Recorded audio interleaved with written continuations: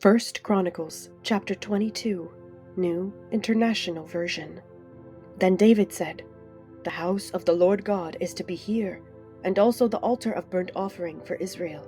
So David gave orders to assemble the foreigners residing in Israel, and from among them he appointed stonecutters to prepare dressed stone for building the house of God.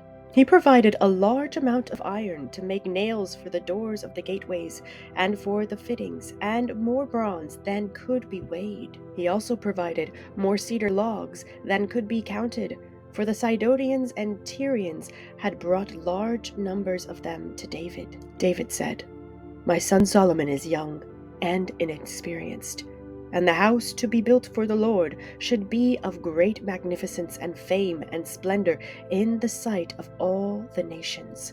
Therefore I will make preparations for it."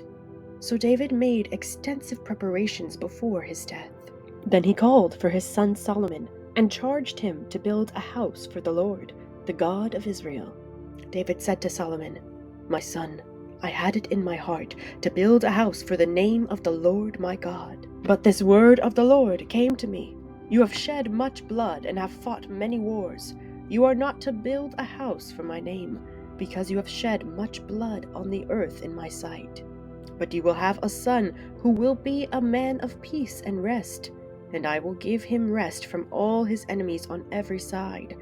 His name will be Solomon, and I will grant Israel peace and quiet during his reign. He is the one who will build a house for my name. He will be my son, and I will be his father. And I will establish the throne of his kingdom over Israel forever. Now, my son, the Lord be with you, and may you have success and build the house of the Lord your God, as he said you would. May the Lord give you discretion and understanding when he puts you in command over Israel, so that you may keep the law of the Lord your God. Then you will have success if you are careful to observe the decrees and laws that the Lord gave Moses for Israel. Be strong and courageous. Do not be afraid or discouraged. I have taken great pains to provide for the temple of the Lord 100,000 talents of gold, 1,000,000 talents of silver, quantities of bronze and iron, too great to be weighed, and wood and stone, and you may add to them.